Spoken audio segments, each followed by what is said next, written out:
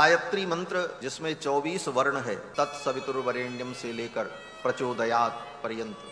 गायत्री मंत्र की ही व्याख्या श्रीमद् वाल्मीकि रामायण, एक एक अक्षर की व्याख्या के लिए महर्षि वाल्मीकि ने एक एक हजार श्लोक की रचना की। इसीलिए रामायण में 24,000 श्लोक। और गायत्री त से प्रारंभ होती है। तत्सवितुर्वरेण्यम, भूर्भुवः स्वः से नहीं, वो तो व्याहृति है। ओम भूः, ओम भुवः, ओम स्वः, ये तीन व्याहृति है। तीनों को जब एक साथ उच्चारण किया जाता है तो ओम भूर्भुवः स्वः ऐसा हो जाता है। विसर्ग को र हो करके और फिर वो र ऊपर चला जाता है तो भूर्भुवः स्वः ऐसा उच्चारण होता है। लेकिन मूलतः वो तीन व्याहृतियां अलग अलग हैं, भूः, भुवः, स्वः। और इसके बाद चार व्याहृति और भी।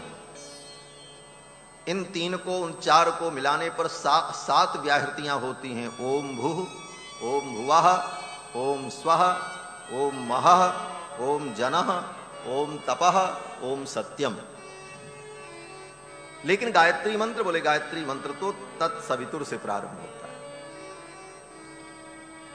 जप करते समय गायत्री में व्याहृति को लगा करके ही जप किया जाता है, इसलिए ओम भूर्भुवः स्वः ऐसा बोलकर तब गायत्री का पाठ होता है। अब गायत्री की चर्चा आ गई तो दो चार महत्वपूर्ण बात इस संदर्भ में भी कह दें। पहली बात तो गायत्री मंत्र का जोर से उच्चारण नहीं करना चाहिए। ये तो बताने के लिए मैंने केवल गायत्री मंत्र के एक पद को, आगे वाले पद को बोला और अंतिम पद को बोला। पूरा मंत्र बोल नहीं सकते माइक से, विधि नहीं। आजकल लोग माइक में गायत्री मंत्र पढ़ रहे हैं। गायत्री मंत्र का ऑडियो लगा करके कीर्तन सुन रहे हैं, घर में बज रहा है तबला हारमोनियम पर। गायत्री मंत्र के विषय में जो शास्त्र में लिखा है, गायत्री मंत्र का उच्चारण करते समय, जप करते समय ओंठ भी नहीं हिलना चाहिए, दांत दिखना नहीं चाहिए। दांत पर दांत सटा हो, ओंठ पर ओंठ सटा हो और मन में गायत्री मंत्र चले। दंतान्नैव प्रकाशयेत, महर्षि याज्ञवल्क्य अपनी स्मृति में कहते हैं कि दंतान्नैव प्रकाशयेत, दांत दिखना नहीं चाहिए। और गायत्री मंत्र बहुत शक्ति संपन्न और महत्वपूर्ण मंत्र वेद का है। गायत्री वेद माता है, संपूर्ण वेद गायत्री मंत्र में ही प्रतिष्ठित है। जैसे बीज के अंदर पूरा वृक्ष रहता है, एक इतना छोटा बीज है तो उस बीज के अंदर क्या है, बोले उसके अंदर बहुत बड़ा पेड़ छिपा हुआ है जो दिखता नहीं। उसे आप मिट्टी में डाल करके, पानी डाल करके धूप दो, थोड़ा धूप मिल जाए, प्रकाश मिले, चंद्रमा की किरणें मिले तो धीरे धीरे वो पेड़ निकलने लगता है। वो कहां से आया, कहां था, बोले मिट्टी में था। बोले मिट्टी में था तो पहले क्यों नहीं निकला? कहां से निकला? बोले उसी बीज के अंदर से ही सब निकल रहा है। क्यों? बोले उसमें एक महान वृक्ष उसके गर्भ में विराजमान। और एक ही महान वृक्ष नहीं, कल्पना कितनी सुंदर की आचार्यों ने कि उस एक छोटे से बीज से एक वृक्ष निकला जो उसके अंदर था, हम उसे देख नहीं रहे थे। लेकिन जब वो विशाल वृक्ष निकला तो उस विशाल वृक्ष में करोड़ों अरबों खरबों बीज लगे। उन अरबों खरबों बीजों के मध्य में एक एक अनंत अनंत बड़े बड़े विशाल वृक्ष निहित हैं। फिर उनसे जो बीज पैदा होंगे उनमें कितने वृक्ष निहित होंगे। अर्थात उस एक छोटे से बीज में अनंत वृक्षों की सत्ता विद्यमान है। उसी प्रकार गायत्री मंत्र में सारे वेद शास्त्रों का मूल क्या है? ओम। ओम इत्तेकाक्षर ब्रह्म, जिसको प्रणव कहा जाता है। ओम में सब निहित है। ओम से ही व्याहृति प्रकट हुई, व्याहृति से गायत्री प्रकट हुई, गायत्री से चार वेद प्रकट हुए, चार वेद से सारे मंत्र निकले, वो सब पेड़ की डालियां और पत्ते सब निकलने लगे, अनंत वेद प्रकट हो गए। तो वह गायत्री मंत्र महान मंत्र है। परंतु गायत्री मंत्र के विषय में मर्यादाएं भी हैं, नियम भी। गायत्री मंत्र का जप पवित्र दशा में और पवित्र काल में किया जाता है। और गायत्री मंत्र का जप वही कर सकता है जिसका यज्ञोपवीत संस्कार हो। ब्राह्मण का ही बालक हो, लेकिन अगर उसका यज्ञोपवीत नहीं हुआ, जनेऊ संस्कार नहीं हुआ है, तो गायत्री मंत्र जपने का अधिकारी नहीं।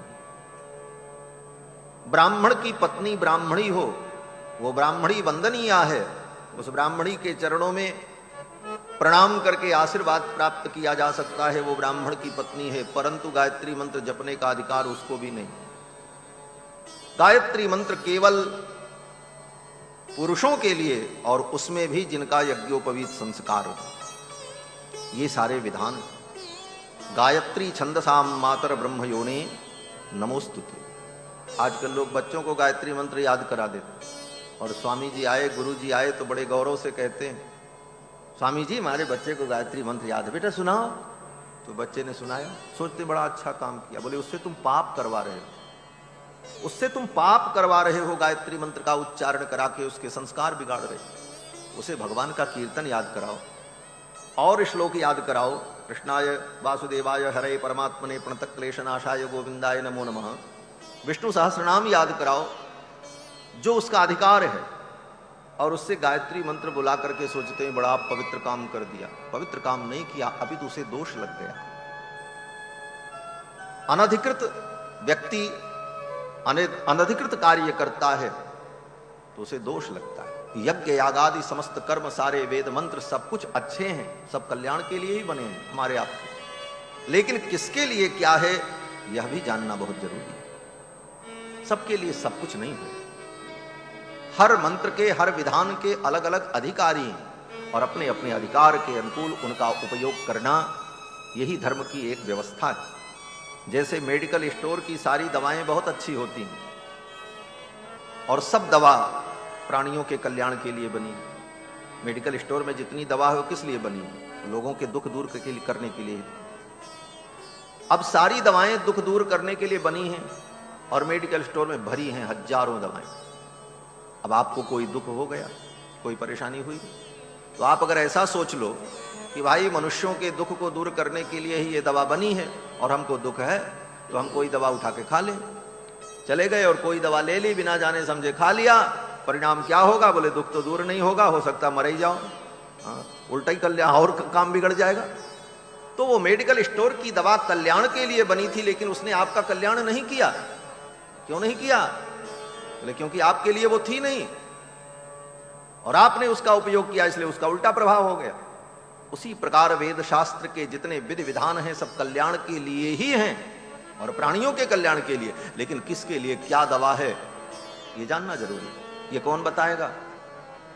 बोले आपको कोई कष्ट हो तो पहले किसी डॉक्टर के पास जाओ। डॉक्टर आपकी नब्ज देखेगा, आपके शरीर की स्थिति को देखेगा, और तब आपके लिए वो तय कर देगा कि आपको ये दवा खानी है और इसका इतना डोज लेना, इससे ज्यादा नहीं, इससे कम नहीं। और वो नियम निर्धारण करेगा, उसके साथ साथ अनुपान बताएगा, क्या लेना है क्या नहीं लेना है, क्या खाना है क्या नहीं खाना है। उन नियमों का पालन करते हुए उस दवा का आप सेवन करोगे तो आपके रोग की निवृत्ति हो जाएगी। उसी प्रकार ये धर्मशास्त्र एक महान औषधि का भंडार है, जो प्राणियों के कल्याण के लिए है। और इसको किसने बनाया? बोले सबसे बड़े वैद्य जो भगवान हैं उन्होंने बनाया। भवरोग वैद्यम, भगवान संसार रूपी रोग के वैद्य हैं, और उनके द्वारा ये निर्मित शास्त्र, इसकी एक एक पंक्तियां प्राणियों के कल्याण के लिए हैं। लेकिन किसके लिए क्या है ये जानने के लिए किसी डॉक्टर के पास जाना पड़ेगा। डॉक्टर का मतलब आचार्य, संत, गुरु, किसी ज्ञानी के पास जाकर के जब हम उसे पूछेंगे, उससे जानेंगे, और वो जितना बताएगा हम उतना करने लग जाएंगे, तो हमारा कल्याण हो जाएगा। इसीलिए संसार में गुरु की आवश्यकता होती है। और बहुत ज्ञान आपको हो जाए, लेकिन जीवन में कोई गुरु नहीं मिला तो कल्याण नहीं होगा। भगवान शंकर हो चाहे ब्रह्मा हो, गोस्वामी तुलसीदास जी महाराज कहते हैं कि गुरु बिन भव निधि तरई न कोई, जो बिरंच शंकर सम होई। गुरु बिन भव निधि तरई न कोई, गुरु बिन भव निधि तरई न कोई, जो बिरंच शंकर सम होई, जो बिरंच शंकर सम होई। गुरु बिन भव निधि तरई न कोई, गुरु बिन भव निधि तरई न कोई। आचार्य और गुरु के निर्देश में जीव कल्याण को प्राप्त करता है। तो गायत्री मंत्र की मैं चर्चा कर रहा था। गायत्री मंत्र के लिए सारे विधान और उसी गायत्री मंत्र की ये व्याख्या रामायण है। गायत्री मंत्र तो हर व्यक्ति उसका अनुष्ठान, उसका उपयोग नहीं कर सकता, लेकिन गायत्री मंत्र की व्याख्या जो वाल्मीकि जी ने रामायण के रूप में कर दी, इसमें सबका अधिकार है। ये ऐसी औषधि बनाई वाल्मीकि जी ने, बनाया उसी गायत्री मंत्र से, लेकिन इस औषधि को ऐसा बनाया कि इसका कोई साइड इफेक्ट नहीं है। इसको किसी भी रोग में कोई भी खा ले। इसीलिए कल की कथा में आपने सुना, पठन द्विजो वाग वृषभत्वमीयात् स्यात् क्षत्रियो भूमिपतित्वमीयात् वणिक् जनः पण्यफलत्वमीयात् जनश्च शूद्रोऽपि महत्वमीयात्। ये ऐसी औषधि है जो सबके उपयोग की। और वेदव्यास जी ने भी यही काम किया। वेदव्यास जी ने भी 18 पुराण किस लिए बनाए? बोले सबके लिए, जिसका कोई साइड इफेक्ट नहीं है, कोई भी उपयोग करो। बच्चा पढ़े, बालक पढ़े, वृद्ध पढ़े, स्त्री पढ़े, ब्राह्मण पढ़े, क्षत्रिय पढ़े, अपने घर में पढ़े, अपने पास रखे, कोई रोक टोक नहीं। 18 पुराण, महाभारत, वाल्मीकि रामायण, इन सारे ग्रंथों की रचना महर्षियों ने इसीलिए की जिससे सबका भला हो। क्योंकि वेद से सबका भला नहीं हो पा रहा था। वेद के लिए बहुत सारे नियम थे, मर्यादाएं आज भी हैं। तो वेदों की ही व्याख्या, वेदों का ही अवतार ये रामायण है। और राम जी के पावन चरित्र को आप सभी लोग श्रवण कर रहे हैं।